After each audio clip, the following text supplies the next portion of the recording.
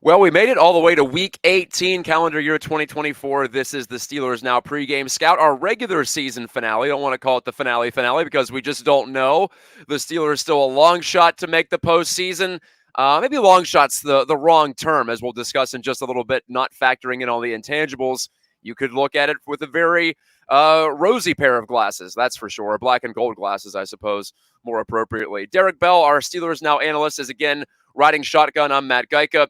And here we are, Steelers-Ravens, the final game of the regular season again. The NFL seems to really love to put this matchup on, it used to be Week 17, now Week 18, whatever it is. They love it as the final game of the regular season. We've seen it time and time again, especially over the past, 7, 8 years. They've really leaned into it, and this is 3 consecutive seasons that we finished the year with Steelers-Ravens. But very different kind of a matchup here this week, as we'll get into. We also want to, of course, dive deep into what the Steelers did right against Seattle, a massive victory, a one that they needed to have for the second straight week. They come through in what was essentially a must-win situation with Mason Rudolph in charge. And so the themes from the previous week against Cincinnati continued on with a different twist as well. But this week's matchup, well, the odds makers are thinking the Steelers have a lot more on the line than the Ravens, and that's because that's true. The Steelers are favored by 3.5 on the road. Over-under still well under 40 points, 36.5. So they're looking for another 16-13 final score, something like that. It's only taken 16 points to win the last 2 times these teams met in the finale. And once again, we will not see Lamar Jackson against the Steelers. So a lot of familiar things here, Derek, with this matchup, even though the Ravens are locked into the 1 seed. So they really don't have anything to play for outside of staying healthy. Yeah, I think the NFL schedule makers, man, they had to be smiling just based on like how things have transpired over the past couple of weeks. Like you just think about all the different teams still kind of jockeying for playoff spots, not just positioning, but spots just to get into the dance. That's definitely, an exciting thing for them. And talked about Steelers Ravens. I mean, this one's obviously a little bit different just because, Baltimore, like you said, has effectively nothing to play for. They've got the 1 seed, they've got home field advantage, the bye, everything locked up. And the Steelers are really completely opposite of that. They have everything on the line in the finale. So it's going to be interesting to see, especially all the different layers, just because, John Harbaugh's already talked about, Lamar Jackson's not playing. So we're going to see Tyler Huntley again, a guy that we've seen, a couple times already in the past couple seasons. But, there's also there's no telling like who else rests, right? Like they've got some guys banged up in the secondary. Brandon Stevens, Kyle Hamilton, those type of guys didn't play last week. So who knows? I think anyone even remotely banged up is going to sit.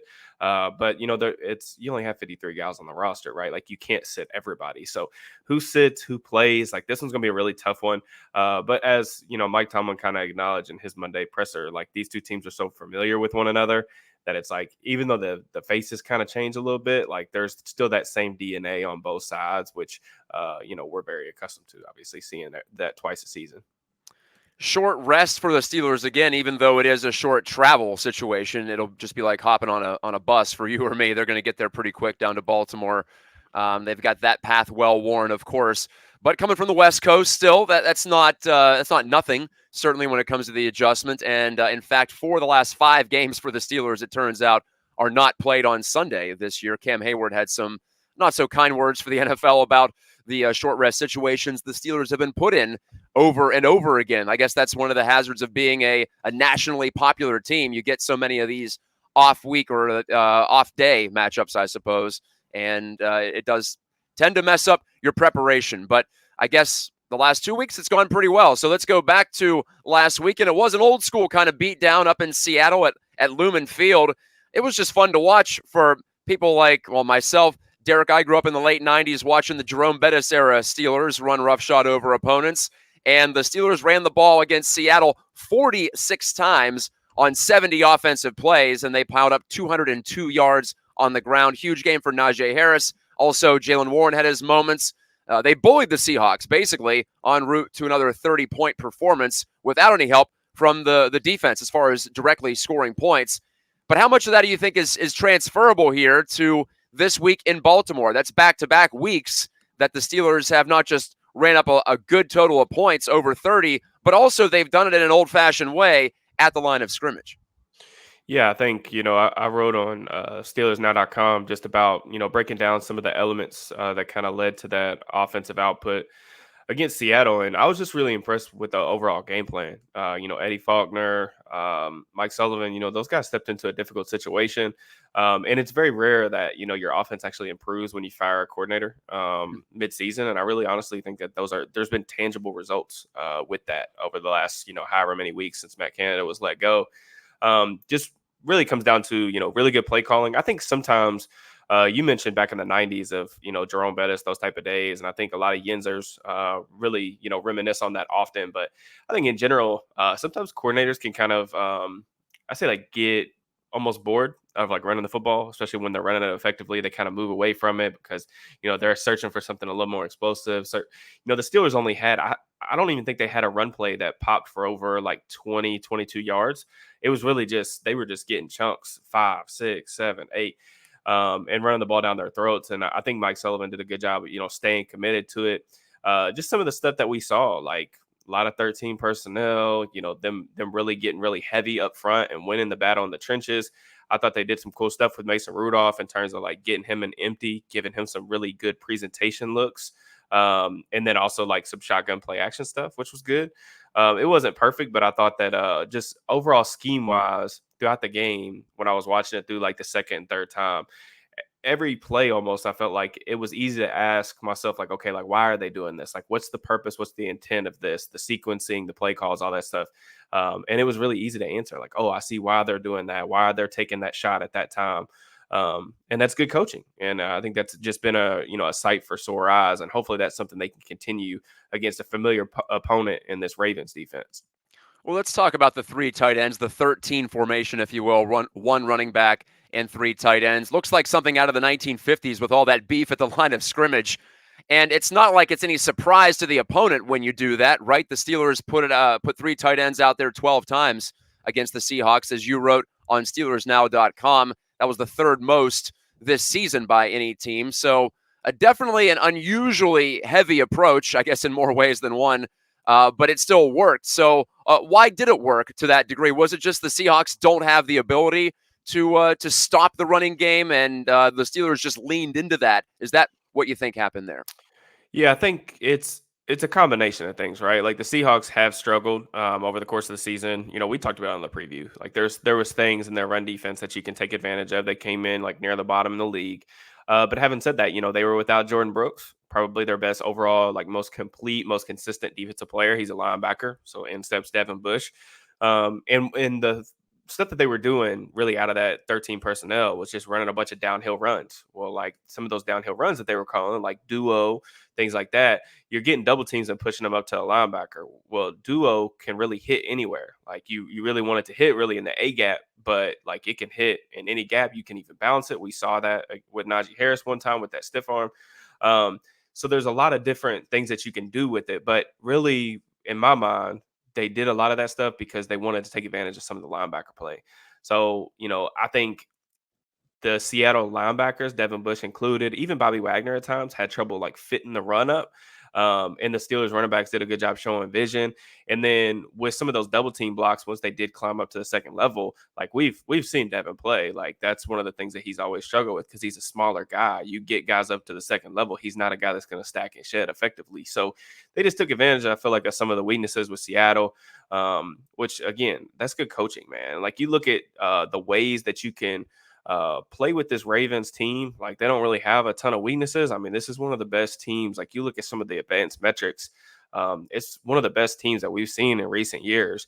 But one of the things that you can do, like in order to kind of move the ball in this Ravens front, like you have to run the football. Like you have to run it effectively on first and second down. Because if you get in those third and passing down situations, Mike McDonald, their defensive coordinator, is like the best in the business in terms of like confusing the quarterback, disguising their looks, bringing pressure, getting free rushers, all that stuff. So it's really, imperative that they're able to sustain that success this weekend.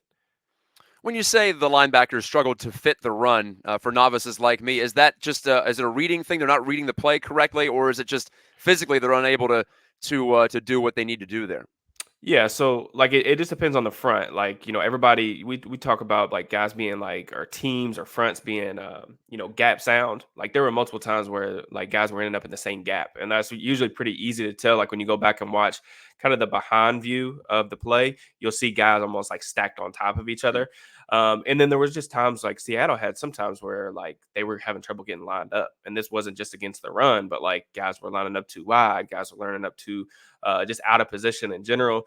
The Steelers even had some examples, which is really good because we've talked about how much like pointless, I would guess, motion that they've used in recent years. They had some examples where their motion and their shifts even confused Seattle in terms of like where guys were supposed to go, where their eyes were supposed to be. And I just thought like over the course of the game, like you could see their linebackers' heads were just spinning. And the thing is, like, it's not that they were doing anything like, magical or anything like that. You talked about the 12 runs out of that 13 personnel. They didn't throw the ball one time. If they Mhm. got heavy and they brought all those guys to the party at the line of scrimmage, they Seattle knew it was coming. They just couldn't stop it, which I think that's the sign of like, you really dictating the terms to a defense and really taking the fight to somebody. So that was cool to see. It was, and what was also refreshing to see was more good quarterback play from Mason Rudolph. He gets the start amidst all the controversy of whether or not Kenny Pickett wanted to back up, et cetera, et cetera. What we can say is the Steelers have something going right now with the Rudolph-led offense. Another grade A performance, another stellar passer rating, well over 100. He went 18 for 24. No touchdowns this time, but some critical throws, and big thanks to NFL Films. They always do a wonderful job.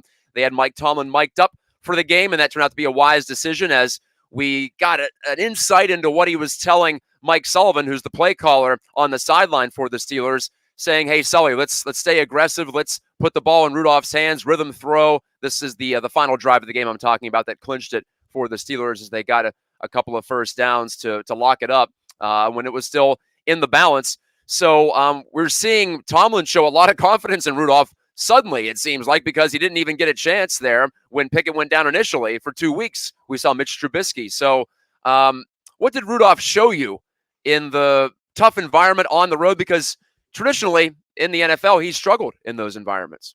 Yeah, 100%. Like we talked about it. That was really one of the things to keep an eye on last week. Having to go into a hostile environment, and I thought that Tomlin in his post game presser, and then leading into the Monday press conference, he mentioned this a couple times, but just them running the football that was really important. Staying ahead of the chains, like not getting into passing situations, taking the crowd out of it.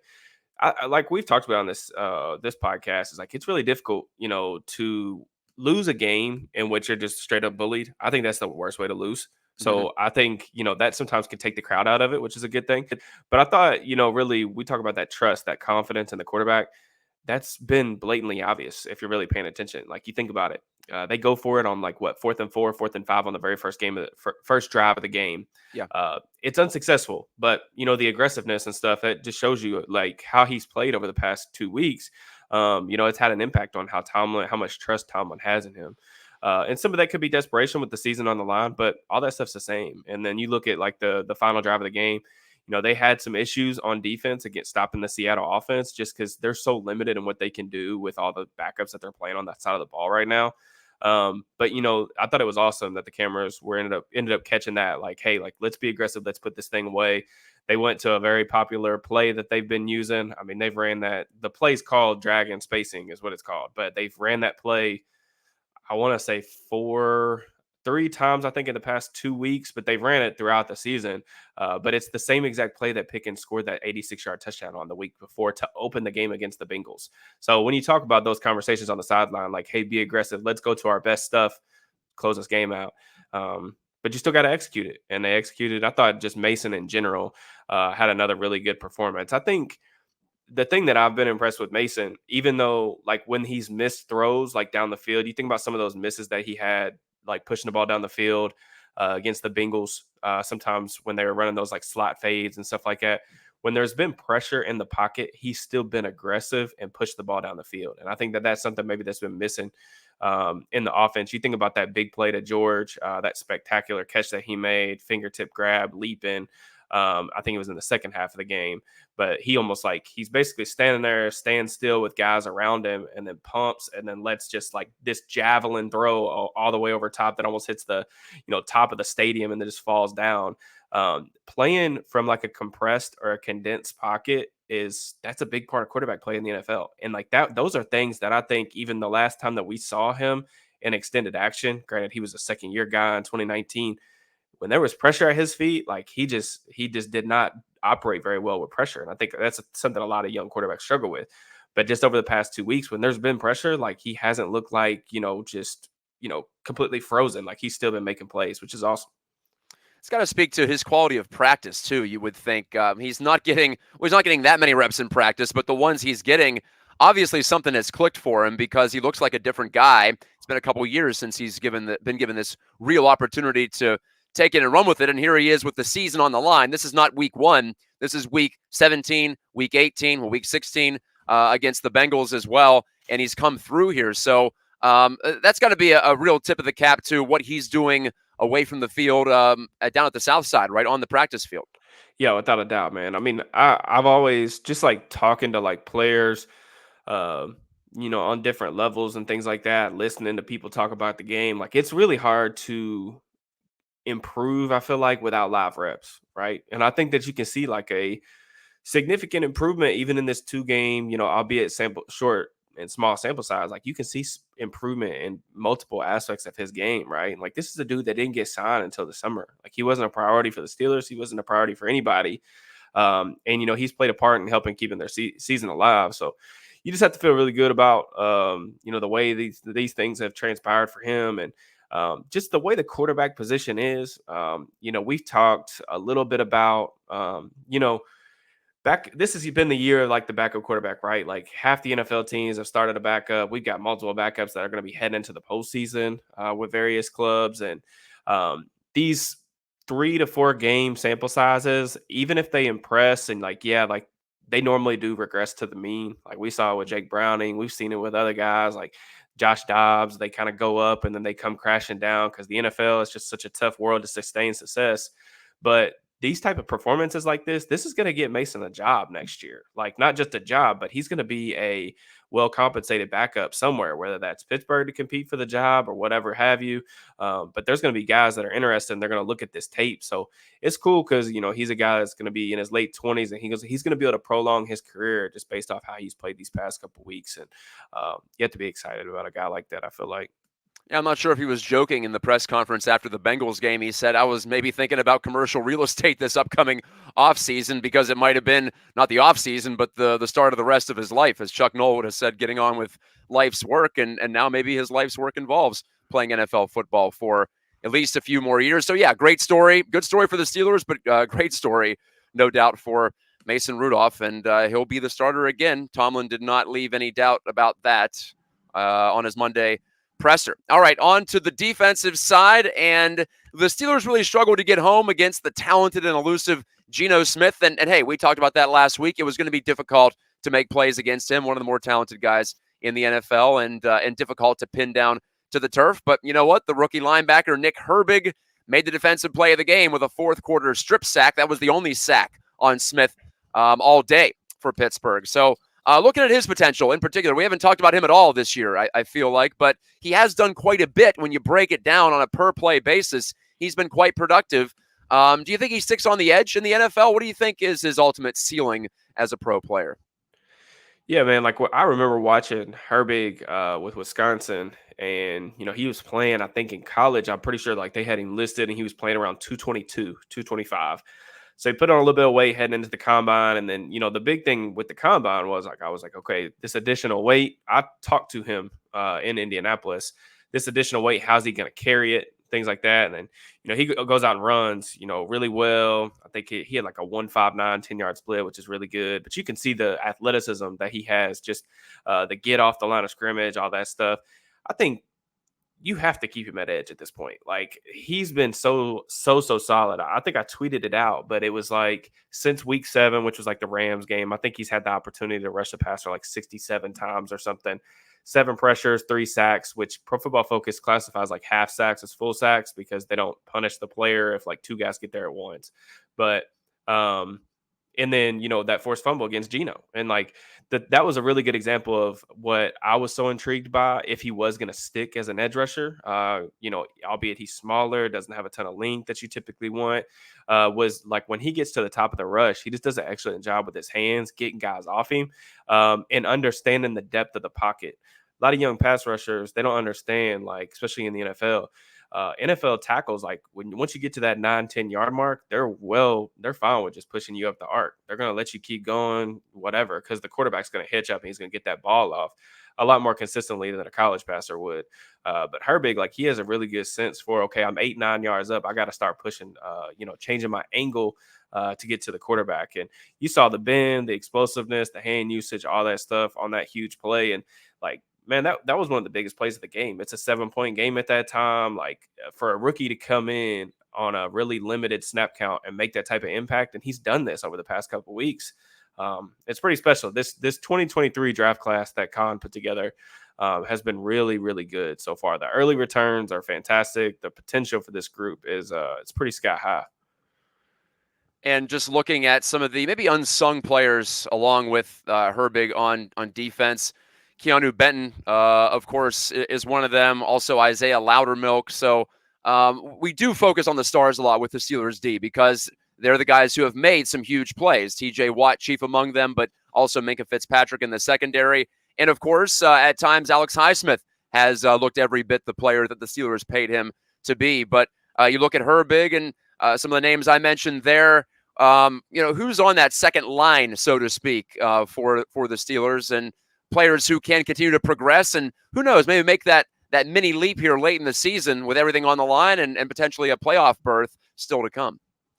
Yeah, I think you got to mention Joey Porter Jr. Of course, he just won the team's Rookie of the Year award. He's gotten, there's been a lot of talk about Porter. I felt like just with the lineage and just the pedigree that he came out of at Penn State. But I really do feel like starting as early as like next year, I think Joey could potentially be the Steelers' third best player. That's how good I think he's played this season. DK Metcalf got him a couple times last week. But the mistakes that Joey's making right now, first and foremost, Joey's been a good to very good cornerback as a rookie, and that just doesn't happen very often, especially when you take into the context that he's been following around opposing teams' best receiver for the majority of the season now since he's been inserted into the lineup.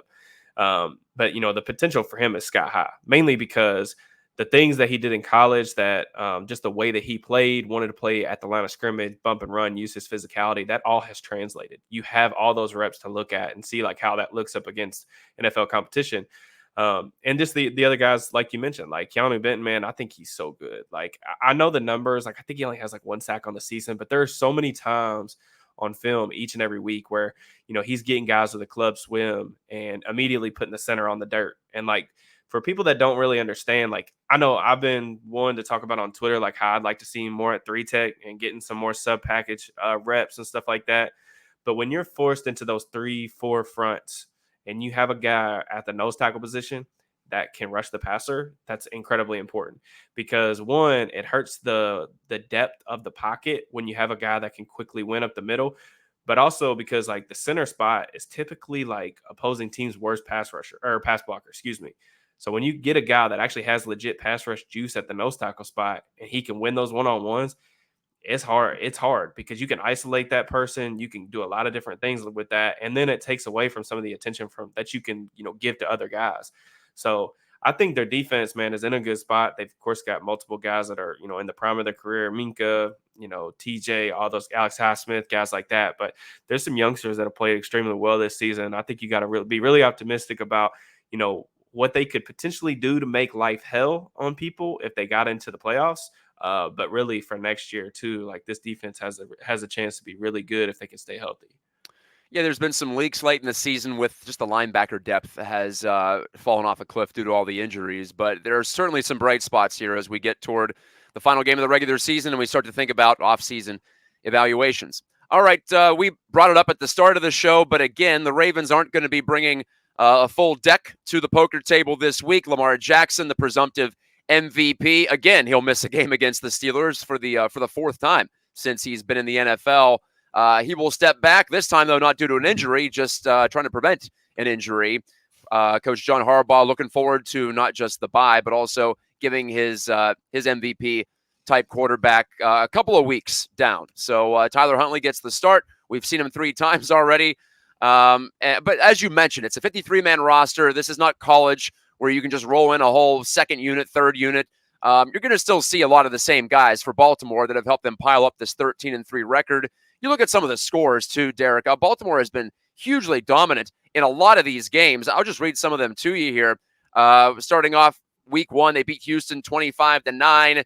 They beat Cleveland 28-3 on the road.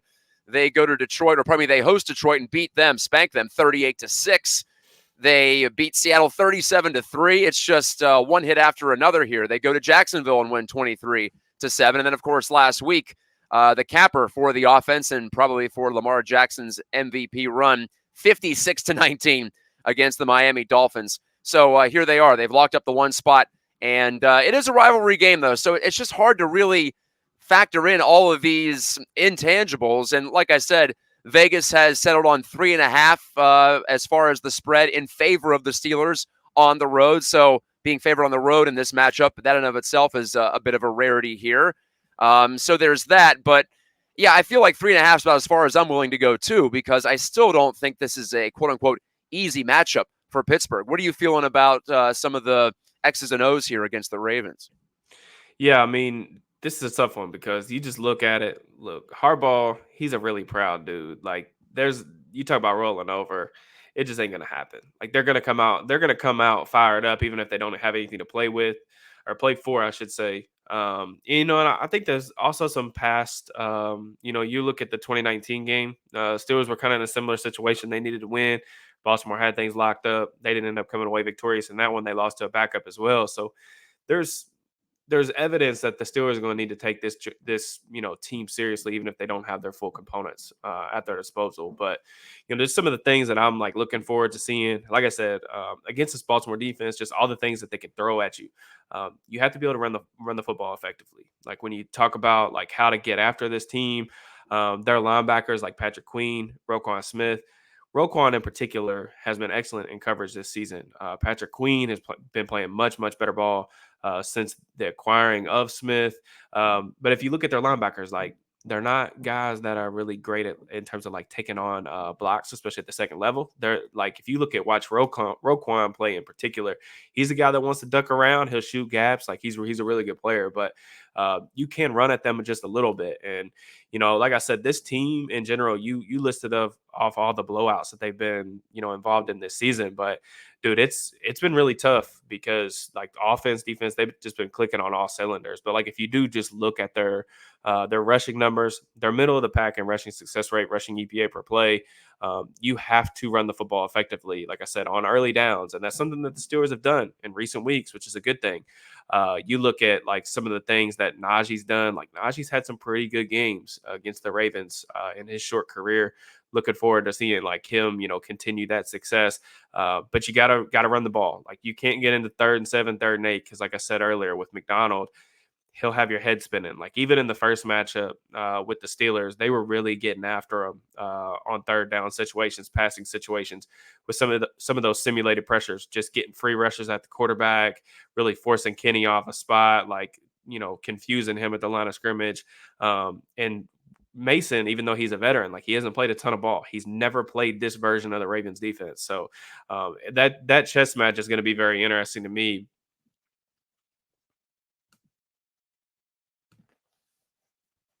Oh, sorry about that. Yeah, I No, lost you're you good. for a second. Yeah. You're good. So when you look at the state of play here going into the final week, here's how it stands. There are 3 playoff spots available in the AFC. Jags, Bills, and Colts are all in position right now, but the Colts, it's actually up in the air because they're playing the Texans. Whoever wins that game is going to the playoffs. Whoever loses is missing the playoffs. So that really, I guess, factors out one part of that. Who the Steelers are competing against really is either the Jaguars or the Bills. And the Bills, they host Miami. Dolphins got to be stinging coming off of that spanking they took in Baltimore last week. And the Jags are against the Titans, and the Titans are out of the playoffs with little to play for. So if any of those other teams win that I just mentioned, Jags, Bills, Colts, Texans, whoever wins there, is going to the playoffs. So the Steelers need some significant help here. But even if they lose, actually, there's still a chance they could backdoor their way in. So those are all the variables. Derrick, how do you think this one plays out? Are we still talking about the Steelers? Do we have another show for the listeners and the viewers on Steelers Now? Man, I'm really, really hoping that we at least have one more week. Because at this point, right, like draft position, all that stuff, it doesn't matter. Like you've come this far. It would be it would be pretty disappointing, if they were to win this game on Saturday and then still not make the playoffs, just because that 10-win mark is like really exactly where I had the Steelers finishing this season. With everything that's transpired, granted, I don't think this season has gone the way that anyone, including the Steelers, has envisioned, just with some of the games they've won, some of the games they've lost, the injuries, all this different stuff. I'm gonna say that like I do give the Steelers the edge here, just because I think Baltimore, to me, is the best team in the NFL right now. But the Steelers match up with them very well. Like you even look at some of the ways that they've kept games close with them in recent seasons, or some of their best seasons that they've had under Harbaugh. These games are always close. They always play them tough. It's a familiar opponent. I just think that like Baltimore, not coming with everybody that they have at their disposal gives Pittsburgh an advantage. I think that Mason's playing good enough ball as long as they can run the football. That's really the big key for me. Like they have to be able to run the football better. Even like you look at the first game, the first matchup, right back in Week 5. It's a different Steelers team. It's obviously a different Ravens team. But the Steelers only had like a 33% rushing success rate. If they do that, it's going to be really tough, because it doesn't matter. Like you do not want to get into passing situations against this defense. But I lean the Steelers direction. Turnovers is going to be big. Tyler Huntley. One of the things that I'll mention with him specifically, got to make sure to keep him in the pocket. Like there have been times in crucial situations where they've played him, and they haven't maintained their like pass rush lane integrity, and he's been able to sneak out and pick up first downs and things like that. So you keep him in the pocket. I think they'll have some success with him. But it's gonna be an interesting game. I'm really looking forward to the game itself, but also if they do win, just the next 24, 48 hour or 36 hours or whatever afterwards, that everybody's going to be on pins and needles, because it literally could come down to what, Sunday night, right? Buffalo Yeah. and Miami. I mean, that would be, you think about how crazy that weekend would be if they were to win, and then they have, to potentially wait, 28 hours or whatever to figure out their fate. It'd be pretty cool. It would be similar to like what Ben's last season, where we're waiting on that. Was it the Sunday night game that between the Chargers and Raiders, and like everybody was wondering if they were going to tie for one of those teams to get into the playoffs, and then the Steelers somehow snuck in after I think it was the Raiders kicked a field goal. It was pretty wild, but I'm hoping for that type of finish, and so we can get another week on the show. Yeah, I've really enjoyed doing the program with you, Derrick. Thank you so much all season long. This the 17th edition. I believe you and I ended up doing 15 of these together here. So I've learned a lot. I hope that the viewers, the listeners on our podcast network as well have learned quite a bit here too. And just talking ball and the Steelers. I said it last week, but I'll say it again. It bears repeating. They do make it interesting year after year after year. A lot of talk about how valuable is a non-losing season streak for Mike Tomlin. Well, the upside for fans is that you're always engaged all the way to, it used to be, like I said, week 17, now week 18. So hard to really complain about that in the end, even though I know standards are high. I realize that everyone wants this team to go deep in the playoffs, to have a Super Bowl contending team, to push at least to an AFC championship game for the first time in a while. It's probably not going to be this team, but this end of the season stretch here, these last couple of weeks have really been interesting. And honestly, the ride is always fun, isn't it? Yeah, without a doubt, like you said, it's at least good to be in the mix. I think we can all agree that this team needs to get back to start winning some playoff games, some important games. But you got to take it one game at a time. This game this weekend is an important game. Like it's one that could potentially put them in the playoffs, and you just get into the dance, you see what happens. Like I don't think anyone's expecting this group as currently constructed to go in there and make a ton of noise. But look, at this point, you'd rather at least get in and just see what happens, right? Just for experience purposes, you want to see how this group, a lot of these young players, react in a setting with the stakes being that high. I think that's always a good thing. And just in general, man, like I try to tell people this, like on Twitter. Football for me obviously is a huge, huge hobby. I'm grateful to do this, with you, Steelers Now folks. Like doing this is really fun for me. But we only get so many of these weeks, right? Like you only get 18 weeks a year to watch NFL regular season football, so you got to take advantage of them. And it's nice, when your team's not completely eliminated, you actually have something to play for. Because you look up and down, the Tankathon draft standings right now, you can find a bunch of teams that they're not really going to have a lot of fans that are going to be dialed in this weekend because there's nothing to play for except draft position, and it could always be worse. You could be one of those teams. So looking forward to this one, rivalry game, Steelers Ravens. I feel like it always delivers, man, and I'm expecting the same thing on Saturday. Another national TV audience. 4:30 is the scheduled kickoff at M&T Bank Stadium. And like Derek said, if the Steelers win, especially, it's going to set up a really interesting Sunday full of football for all of us from essentially 1 p.m. on. We're going to be glued to the TV to see what kind of help or, I guess, harm can be done to the Steelers' chances by the various AFC teams that I just rattled off a few minutes ago. Okay, for Derrick Bell, check out his stuff on SteelersNow.com under the SN Plus tag. I'm Matt Gajtka. We'll talk to you, well, maybe next week, maybe next season. I guess we'll see. But it has been fun. Thank you so much for watching all season long. Bye now.